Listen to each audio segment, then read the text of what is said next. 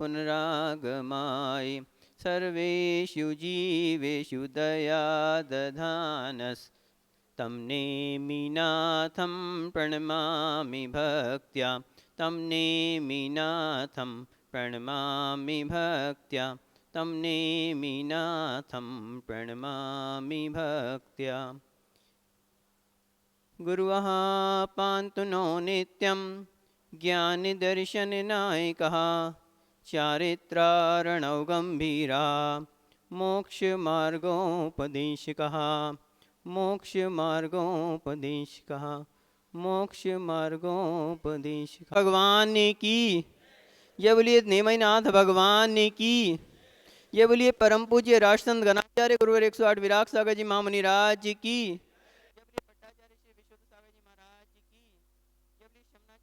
सागर जी महामुनि राज की, 3 कम 9 करोड़ मुनि राजों की, द्वादशांगमयी जिनवानी माता की। Dear all, bowing to the pure feet of Param Pujya Ganacharya Guru Maharaj, remembering him again and again, I would start my speech. परम पूज्य मम दीक्षा प्रदाता गणाचार्य गुरुवर 108 विराग सागर जी महामुनि राज के चरणों में बारंबार नमोस्तु करते हुए, उनको बार बार याद करते हुए अपनी बात को शुरू करूंगा। Our discussion was going on regarding the religion, what are its definitions and how we can adopt the religion in our life. हम चर्चा कर रहे थे धर्म के विषय में, धर्म क्या है, इसका स्वरूप क्या है और कैसे हम इसको अपने जीवन में धारण कर सकते हैं। And in this we were discussing the definition given by Acharya Samantrabhadra Maharaj, सदृष्टि ज्ञान वृत्तानि धर्मम धर्मेश्वरा विदु यदि ये प्रत्यनिकानि भवन्ति भव पद्धति। हमारी चर्चा चल रही थी कि सम्यक दर्शन, सम्यक ज्ञान, सम्यक चारित्र, इसको धर्म के ईश्वर यानी तीर्थंकर भगवान ने धर्म कहा है, और इससे जो भी विपरीत हैं वो क्या है, वो क्या है, भव पद्धति यानी मिथ्या दर्शन, मिथ्या ज्ञान, मिथ्या चारित्र। ये क्या है, ये संसार में भटकाने वाले हैं। ध्यान रखना, मिथ्या दर्शन, मिथ्या ज्ञान, मिथ्या चारित्र क्या है, संसार में भटकाने का कारण है। कभी भी हमें जीवन में सम्यक दर्शन के महत्व को नहीं भूलना चाहिए। क्यों? सम्यक दर्शन ही हमें पार लगाएगा, और यदि मिथ्या दर्शन हमारे अंदर आ गया तो हम संसार में अनादिकाल से भटक रहे हैं और आगे भी भटकते रहेंगे। तो ये बात हमें बिल्कुल ध्यान रख लेनी चाहिए कि जीवन में कुछ भी हो जाए, चाहे हमारी सारी संपत्ति चली जाए, कोई चिंता नहीं करें, लेकिन सम्यक दर्शन नहीं जाना चाहिए। सही है ना? सम्यक दर्शन किसी भी हालत में हमसे छूटना नहीं चाहिए, क्योंकि यदि हमारा सम्यक दर्शन छूट गया तो सब कुछ छूट गया। सम्यक दर्शन के बगैर आप धर्म में प्रवेश ही नहीं कर सकते। सम्यक दर्शन को क्या कहा? धर्म की प्रथम सीढ़ी कहा। The first step in the religion is called सम्यक दर्शन। सम्यक दर्शन को प्रथम सीढ़ी कहा गया है। तो दर्शन यानी बिलीव, श्रद्धा। So right believe is the first step in the religion. If believe is not right then you can not step to the first step. आप धर्म के मार्ग में जो सीढ़ी है उस पे पैर ही, पहली सीढ़ी पे ही अगर पैर नहीं रखोगे तो फिर मोक्ष मंजिल तो बहुत दूर है। इसलिए सम्यक दर्शन का होना हमारे जीवन नितांत आवश्यक है। और सम्यक दर्शन का इतना महत्व है कि सम्यक दृष्टि ही भगवान के दर्शन का अधिकारी होता है। सम्यक दृष्टि ही भगवान के दर्शनों का अधिकारी होता है। आपने देखा समवशरण, भगवान का समवशरण लगता है, तो भगवान के समवशरण में कौन नहीं जा सकता? मिथ्या दृष्टि जो है भगवान के समवशरण में नहीं जा, समवशरण में तो जा सकता है, लेकिन जो 12 सभाएं होती हैं वहाँ पर मिथ्या दृष्टि प्रवेश नहीं कर सकता। मिथ्या दृष्टि भगवान के समवशरण में बाहर तक तो घूमता रहेगा। अन्य अन्य जो भूमि है ना, खाती का भूमि है और भी जो भूमि है, वहाँ पे तो सब घूम के आ जाएगा। वहाँ के महलों को देखेगा, अप्सराओं को देख लेगा, नाट्यशालाओं में घूमता रहेगा। लेकिन जो 12 सभाएं हैं जहाँ पे धर्म सभा लगी हुई है, वहाँ पे वो प्रवेश नहीं कर सकता। इसलिए सम्यक दर्शन का होना हमारे जीवन में नितांत आवश्यक है। यदि सम्यक दृष्टि है तो ही वो 12 सभाओं में बैठ सकता है। आप लोग कभी गए हो 12 सभाओं में? कौन कौन सी होती हैं 12 सभाएं? कोई बता सकता है भैया जी? 12 सभाओं में कौन कौन बैठते हैं, किस किस के लिए होती हैं? 4 सभाएं होती हैं देवों के लिए। 4 प्रकार के देव होते हैं ना, व्यंतर, ज्योतिष, भवनवासी और विमानवासी। चारों प्रकार के देव, इनकी 4 सभाएं, और चारों ही उनकी देवियां, उनकी 4 अलग सभाएं। तो 8 तो जो है देवों ने ऑक्यूपाई कर ली। क्यों? देवों की संख्या कितनी सारी होती है? आप लोगों को सोचेंगे कि देवों के लिए इतनी सारी दे दी, बाकी 4 ही बची 3 जाति के, तो नरक नारकी तो जा नहीं सकते। नारकी जीव भगवान के समवशरण में जा ही नहीं सकते, बाकी तीनों जाति के जा सकते हैं। इसलिए कभी अपना ऐसा कार्य नहीं करना चाहिए कि नरक आयु का बंद हो जाए। एक नारकी जीव ऐसा है जो भगवान के समवशरण में नहीं जा पा रहा। और यदि आपके भगवान का ये जो मंदिर है, ये क्या है? ये भी एक समवशरण है। यदि आपके मंदिर में आने के भाव नहीं हो रहे तो कौन सी आयु का बंद हो गया है? सोच लेना, विचार कर लेना। यदि किसी के मंदिर में आने के भाव नहीं हो पा रहे हैं तो निश्चित रूप से नरक आयु का बंद हो गया है।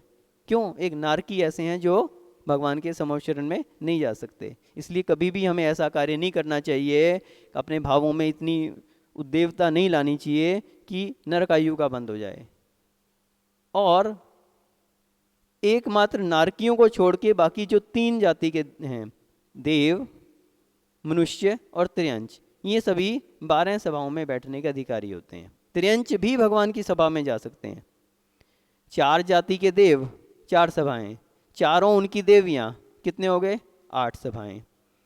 एक में मुनि, मुनियों के लिए अलग कोटा होता है, और एक में सामान्य मनुष्य, और एक में स्त्रियां, उनमें आरिका भी आ जाएंगी और सामान्य स्त्रियां भी आ जाएंगी। ठीक है? तो मुनियों का अलग कोटा, मनुष्यों का अलग, मनुष्यनियों का अलग, और एक त्रियंचों का। इस तरह से कितने हो गई? 12।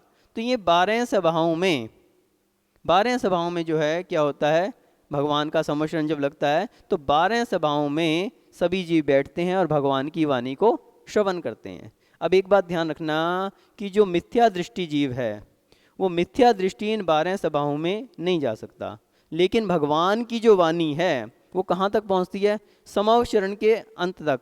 जहाँ तक समवशरण लगा हुआ है वहाँ तक भगवान की वाणी पहुँचती है। तो जो भद्र मिथ्या दृष्टि जीव होते हैं वो समवशरण में इधर उधर घूमते हैं, करते करते अचानक उसको भगवान की वाणी का श्रवण हो जाए, और अगर उनको सम्यक दर्शन प्राप्त हो जाए तो वो भी क्या होते हैं? भगवान के 12 सभाओं में आके बैठ सकते हैं। यानी जब तक मिथ्या दर्शन है तब तक आप 12 सभाओं में नहीं आ सकते।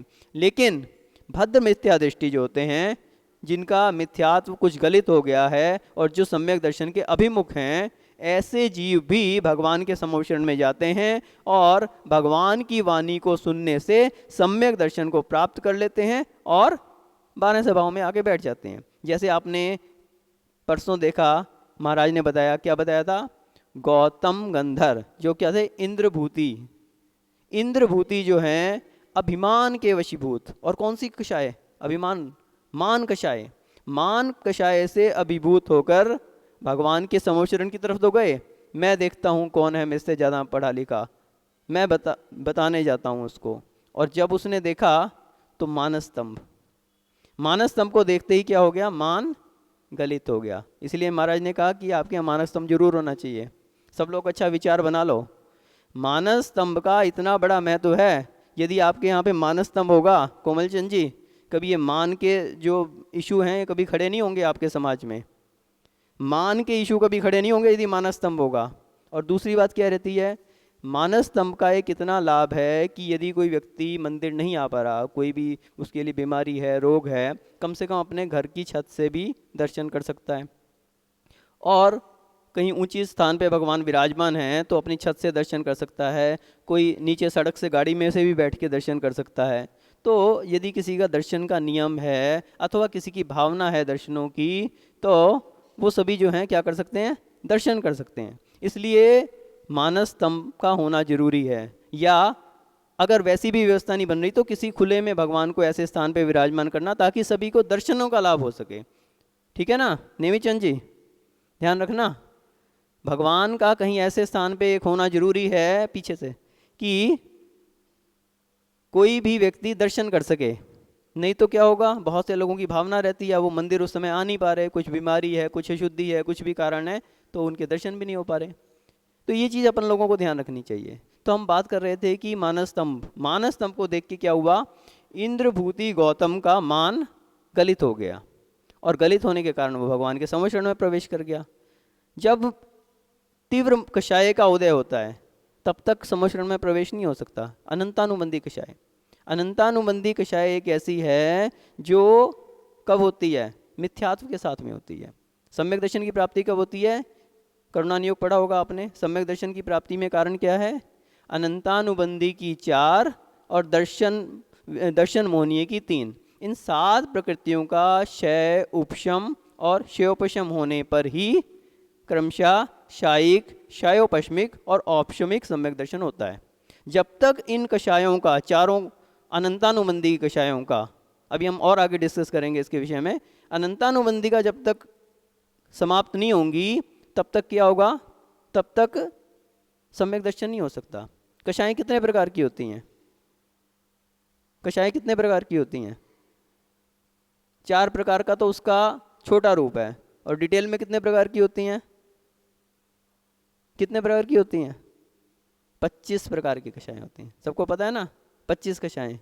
अनंतानुबंधी क्रोधमान माया लोभ, अप्रत्यख्यान क्रोधमान माया लोभ, प्रत्यख्यान क्रोधमान माया लोभ, और संज्वलन क्रोधमान माया लोभ। और इसके अलावा ये तो हो गई 16, और इसके बाद 9 कषाएं, हास्य, रति, अरति, शोक, भय, जुगुप्सा, स्त्रीवेद, पुरुषवेद और नपुंसक वेद। ये 9 कषाएं, 16 और 9 कितने हो गए, तो ये 25 कषाएं होती हैं। इन 25 कषायों में से 21 कषायों के रहते हुए सम्यक दर्शन रह सकता है, लेकिन 4 जो अनंतानुबंधी की कषाएं हैं उनके सद्भाव में सम्यक दर्शन नहीं टिक सकता। क्यों, हमने बता दिया, अनंतानुबंधी की 4 और दर्शन मोहनीय की 3। कौन कौन सी, दर्शन मोहनीय के 3 भेद, मिथ्यात्व, सम्यक मिथ्यात्व और सम्यक प्रकृति। इन 7 प्रकृतियों का जब तक क्षय, उपशम या क्षयोपशम नहीं होगा तब तक सम्यक दर्शन नहीं हो सकता। और इन 7 प्रकृतियों का क्षय, उपशम या क्षयोपशम होने पर ही क्रमशः शायिक, क्षयोपशमिक अथवा औपशमिक सम्यक दर्शन होता है। इसलिए अनंतानुबंधी कषाय कभी नहीं आनी चाहिए अपने अंदर, ठीक है ना। अब अनंतानुबंधी कषाय, आपको वासना काल पता है आप, अच्छा ये बताइए कि किसको कौन सी कषाय होती है। अब मुनिराज बैठे हैं, इनको कौन सी कषाय रहती है, कषाय तो 10वें गुण स्थान तक चलती है, कषाय का सद्भाव तो 10वें गुण स्थान तक रहता है, और पंचम काल में तो 7वें गुण स्थान से ऊपर जा ही नहीं सकते।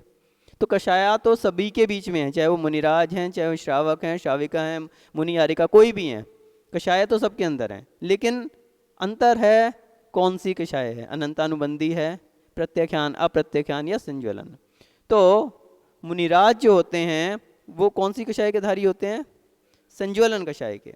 तो छठे गुण स्थान में, छठे 7वें गुण स्थान में कौन सी कषाय होती है, संज्वलन कषाय। और संज्वलन कषाय का वासना काल कितना है, कितने समय तक रह सकती है, अंतर्मूढ़ तक। कषाय हमें भी आ सकती है, कोई बात को देख के हमें भी उद्वेग उत्पन्न हो सकता है, अभी इंसान है, अभी भगवान नहीं बने तो। लेकिन जैसे पानी की रेखा होती है ना, आगे से खींचते जाओ और पीछे से मिटती चली जाती है, तो वैसी संज्वलन कषाय मुनियों के मन में होती है। उद्वेग आया और शांत हो गया, उद्वेग आया और शांत हो गया, तो संज्वलन कषाय रहती है। और जो व्रती रहते हैं, माता जी रहते हैं, शुल्लक जी, शुल्लिका और व्रतीजन, प्रतिमाधारी, ये कौन से कषाय के धारी होते हैं, प्रत्यख्यान। कौन सी, प्रत्यख्यान कषाय के। तो प्रत्यख्यान कषाय वो 5वें गुण स्थान में रहती है, देशव्रती के रहती है। तो प्रत्यख्यान कषाय देशव्रती के रहती है। इसका वासना काल कितना है, 15 दिन का। 15 दिन तक अंतर्मुहूर्त में यदि आपकी कषाय नहीं खत्म हुई तो 15 दिन के अंदर तो बिल्कुल उस कषाय को समाप्त कर लेना चाहिए। क्यों, यदि आपने 15 दिन में, अगर आप देशव्रती हैं और देशव्रती नहीं भी हैं तो भी कषाय नहीं, तो भी कषाय को जो है अपने अंदर आना ही नहीं देना चाहिए। और आए तो ऐसा नहीं है कि अभी तो अब तुम देशव्रती नहीं बने, चलो अभी तो चलने दो, नहीं। कषाय तो एक आग है, जितनी देर आपके अंदर रहेगी उतनी देर आपको जलाएगी, उतना आपका नुकसान कर देगी। अब आपकी इच्छा है कि आग लग जाए घर पे, तो उसको 5 मिनट बाद बुझाना है या 15 मिनट बाद बुझाना है, या अभी तो 15 दिन बाद बुझाएंगे, अभी आपके ऊपर है। ऐसा नहीं है कि अगर आप देशव्रती नहीं हैं तो अभी तो 15 दिन से ऊपर भी चली जाएगी तो कोई फर्क नहीं पड़ेगा, फर्क तो पड़ेगा। भले बस इतना अंतर है कि आपका देशव्रत नहीं है तो वो देशव्रत घात नहीं करेगी। देशव्रती के लिए तो इतना जरूरी है कि यदि उसने 15 दिन के अंदर उसको समाप्त नहीं किया तो उसका देशव्रत ही समाप्त हो जाएगा, गुणस्थान से ही गिर जाएगा। लेकिन अगर आप देशव्रती भी नहीं हैं तो भी आपको अंतर्मुहूर्त में ही समाप्त कर देना चाहिए। और हम तो कहते हैं कि आने ही नहीं देना चाहिए, जैसे ही आए तुरंत समाप्त करो, आपस में निपटो और समाप्त कर देना चाहिए। नहीं कर पा रहे अंतर्मुहूर्त में, 15 दिन में तो अवश्य समाप्त कर देनी चाहिए। और फिर आती है अप्रत्यख्यान कषाय। कौन सी? अप्रत्यख्यान कषाय। अप्रत्यख्यान किसको होती है? सम्यक दृष्टि, अव्रत सम्यक दृष्टि को, जिसकी देशव्रत भी नहीं है लेकिन सम्यक दर्शन है। और इसका वासना काल कितना है? 6 महीने तक का। यदि आप अपनी कषाय को 15 दिन में भी समाप्त नहीं कर पाए तो अधिक से अधिक 6 महीने में तो हर हालत में समाप्त कर देना चाहिए। क्यों? आपका सम्यक दर्शन ही समाप्त हो जाएगा उसके बाद। अप्रत्यख्यान कषाय का वासना काल कितना है? 6 महीने का। 6 महीने तक तो हर हालत में कुछ भी हो जाए, किसी से कोई भी नाराजगी हो जाए, कोई भी बातचीत हो जाए, बोलचाल हो जाए, कुछ भी हो जाए, तो वो अपन को समाप्त कर देनी चाहिए। क्यों? यदि आपने 6 महीने में भी समाप्त नहीं किया तो आप सम्यक दृष्टि भी नहीं रहेंगे। अग्निहोत्री जी आ जाओ जरा, बताओ, अगर आपने अपनी कषाय को 6 महीने में भी समाप्त नहीं किया तो क्या हो जाओगे आप? मिथ्या दृष्टि हो जाओगे, मिथ्या दर्शन आपके अंदर प्रवेश कर जाएगा। और एक बार मिथ्या दर्शन आपके अंदर प्रवेश कर गया तो कोई भरोसा नहीं है। ये सम्यक दर्शन ऐसा नहीं है कि छूट गया तो दोबारा मिल जाएगा। सम्यक दर्शन एक ऐसा रत्न है जो एक बार छूट जाए तो मिलना उतना दुर्लभ है, जिसके लिए शास्त्रों में उदाहरण आता है कि जैसे किसी विमान में से एक वो 2 पेंच थे आपस में जुड़ने वाले, और उनको अलग अलग करके विमान में ले जाके और समुद्र के एक किनारे में डाल दिया और दूसरे को दूसरे किनारे में डाल दिया।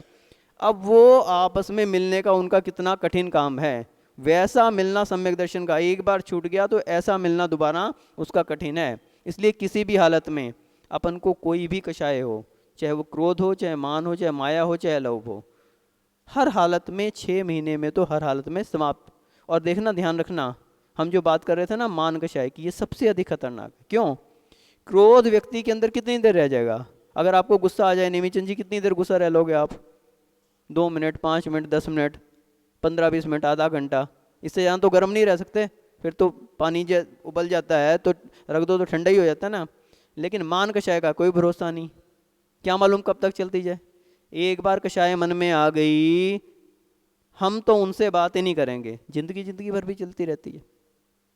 आपने सामने वाले का नुकसान नहीं किया, अपना नुकसान कर लिया। मान कषाय एक ऐसी कषाय है, यदि व्यक्ति के हृदय में आ गई, कोर्ट में केस हो गया और चल रहा है सालों साल, सोचना कोमल चंद जी, बिल्कुल ध्यान रखना, कोर्ट में कहीं केस कर दिया आपने और सालों साल तक चल रहा है, कौन सी कषाय चल रही है? अनंतानुबंधी कषाय। मिथ्यात्व का घात, सम्यक्त्व का घात हो गया, मिथ्या दृष्टि हो गए। और मिथ्या दृष्टि भगवान के समोशरण में आने का ही अधिकारी नहीं है, मंदिर में आने का अधिकारी नहीं रहा। और मंदिर उसका तो फिर कैसे ही हो सकता है? कोई कहे कि मंदिर मेरा है और मंदिर ही में आने का अधिकारी ना हो वो। इसलिए कभी भी अपनी कषाय को इतना उद्वेग नहीं देना कि वो क्या हो जाए, अनंतानुबंधी का रूप ले ले। दूसरी बात, जब कषाय हमारे हृदय में रहती है तो हमारे हृदय की कोमलता समाप्त हो जाती है। कोमलचंद जी, क्या समाप्त हो जाती है? कोमलता, कोमलता समाप्त हो जाती है। और भगवान जो हैं, आपने देखा भगवान जो हैं किस पे विराजमान होते हैं? कमल के ऊपर विराजमान होते हैं। किसके ऊपर विराजमान होते हैं? कमल के ऊपर विराजमान होते हैं। कमल के ऊपर क्यों विराजमान होते हैं? कमल के ऊपर क्यों विराजमान होते हैं? क्योंकि कमल कोमल होता है। कमल क्या होता है? और आप क्या हैं? कोमल ही है ना। नाम के ही कोमल है या अंदर से भी कोमल है? हृदय भी कोमल है ना। हृदय भी कोमल होना चाहिए, हृदय में भी कोमलता होनी चाहिए, क्योंकि भगवान कमल के ऊपर विराजमान होते हैं। दो कारण है उसके। पहला कारण क्या है कि कमल के अंदर कोमलता होती है, इसी कारण। और दूसरा कारण क्या है? दूसरा कारण यह है कि कमल जो है जल में रहते हुए भी जल से अलिप्त रहता है। ऐसे जो भी पदाधिकारी होते हैं वो पदों पे रहते हुए पद से क्या होते हैं? अलिप्त होते हैं। तो कमल की एक विशेषता है कि वो कोमल होता है और जल में रहते हुए भी जल से अलिप्त होता है। तो इसीलिए कोई भी व्यक्ति अपने हृदय में यदि भगवान को विराजमान करना है तो कैसा बनना पड़ेगा? उसको कमल की तरह से बनना पड़ेगा, कोमल बनना पड़ेगा। क्यों? भगवान किस पे विराजमान होंगे? आप देखो, नेमिनाथ भगवान किस पे विराजमान है? कमल पे विराजमान है ना। गुलाब चंद जी, गुलाब पे विराजमान नहीं है वो।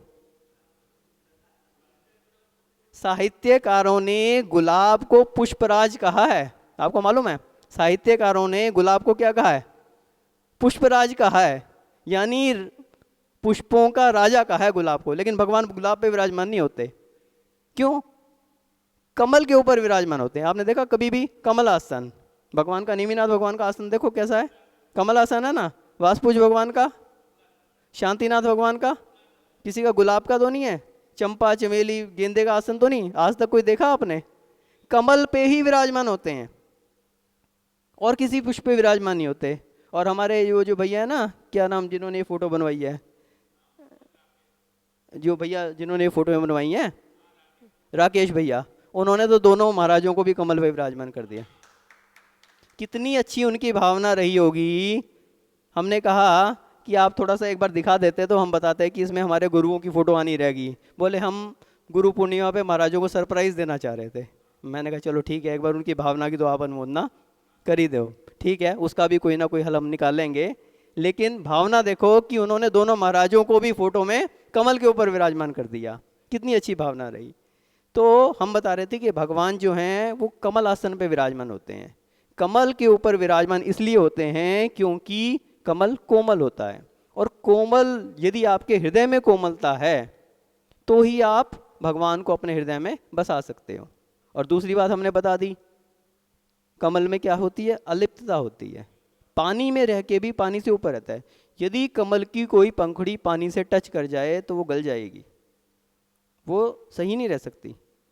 यदि पानी से टच कर जाए तो वो सही नहीं रह सकती, गल जाएगी।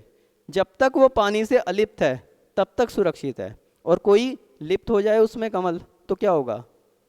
समाप्त हो जाएगा। इसी तरह से जो भी मंदिर के पदाधिकारी होते हैं, अध्यक्ष जी, अध्यक्ष का क्या अर्थ होता है? कल महाराज बता रहे थे, मुखिया।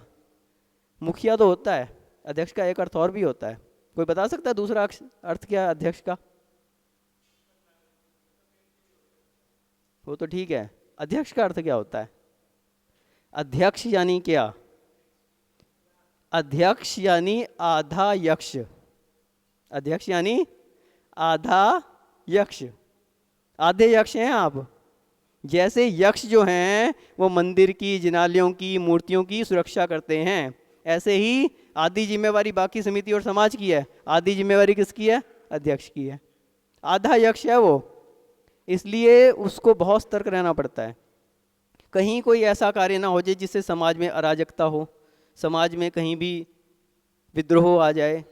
कहीं समाज की एकता और अखंडता वो बहुत ज़रूरी है, क्योंकि यदि मंदिर में आपकी समाज में एकता होगी, अखंडता होगी, शांति होगी, तभी आपका समाज का विकास होगा, तभी आपके अंदर आपकी मंदिर का विकास होगा। अब देखो आपने कितना अच्छा विकास कर लिया पिछले 5-6 साल में। हमें तो सुन के हैरानी हुई, कितना बड़ा मंदिर बन गया, ऊपर की पंचकल्याणक हो गए, साथ की जो है धर्मशाला, कितनी सारी प्रोग्रेस कर ली। तो ये और आगे कैसे बढ़ाई जा सकती है?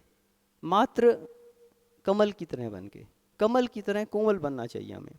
आपस में कोई भी राग द्वेष, कोई भी वैमनस्यता ये बिल्कुल नहीं रहनी चाहिए, और हो जाती है अगर किसी कारण से तुरंत ये तुरंत उसको समाप्त करना चाहिए।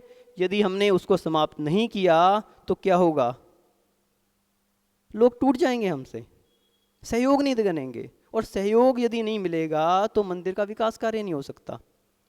हमारे अंदर अगर इस तरह के भाव रहेंगे तो हमारी कषाय अनंतानुमंती में बदल जाएगी। बाकी बातें तो सब छोड़ दें, यदि हमारा सम्यक्त्व का ही घात हो गया तो हम जैन कहलाने के अधिकारी नहीं रहेंगे, और तो क्या हमारे लिए भव भव में भ्रमण करना पड़ेगा। अनादिकाल से ये जीव जो भ्रमण कर रहा है संसार में, वो किस कारण से भ्रमण कर रहा है, सम्यक्त्व के अभाव में।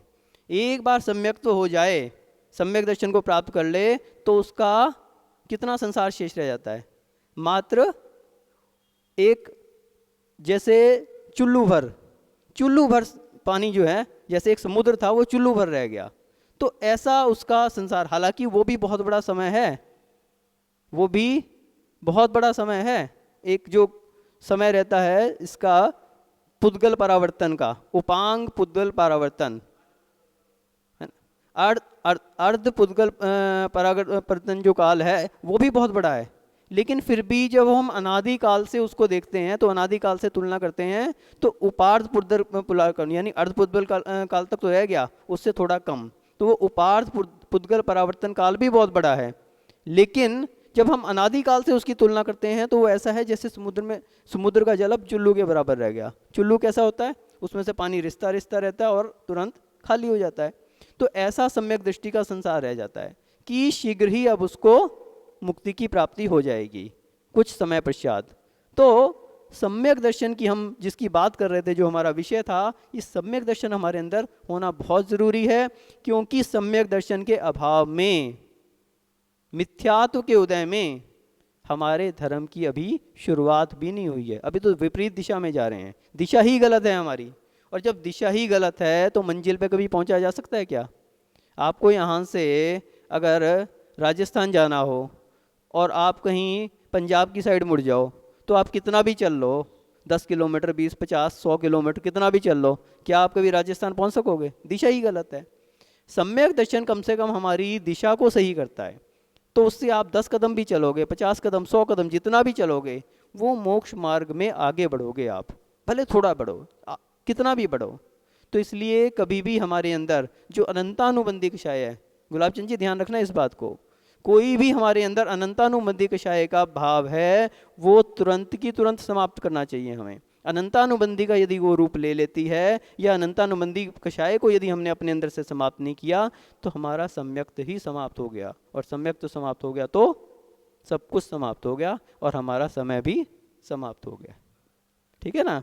इसलिए अधिक हमें नहीं कहना है, हमारा समय हो गया है। इसलिए आप सभी अपने जीवन में सम्यक दर्शन को अपनाएं, कषायों का उद्वेग कम करें, अनंतानुबंधी को किसी भी हालत में आने ना दें, और अपने अंदर कोई भी वैमनस्य है आपस में, उसको आपस में बैठकर सुलझकर समाप्त करें, ताकि समाज में सुख शांति हो और समाज की वृद्धि हो। समाज की वृद्धि होगी, मंदिर और इनकी वृद्धि होगी, तो आप सभी की भी वृद्धि होगी। इसी भावना के साथ जय बोले परम पूज्य गणाचार्य श्री 108 विराग सागर जी महामुनि राज जी की जय। जैसा कि गुरुदेव ने बताया कि नारकी जीव होते हैं वही मंदिर नहीं आ पाते हैं, तो गुरुदेव कहते हैं कि जीवन में एक शौक जरूर रखा करो, मंदिर रोज आया करो। आज जो मंदिर नहीं आते हैं, आज से प्रण लें मंदिर जी रोज आए। इन्हीं भावनाओं के साथ मैं नेमी नगर समाज की ओर से गुरुदेव पूज्य गुरु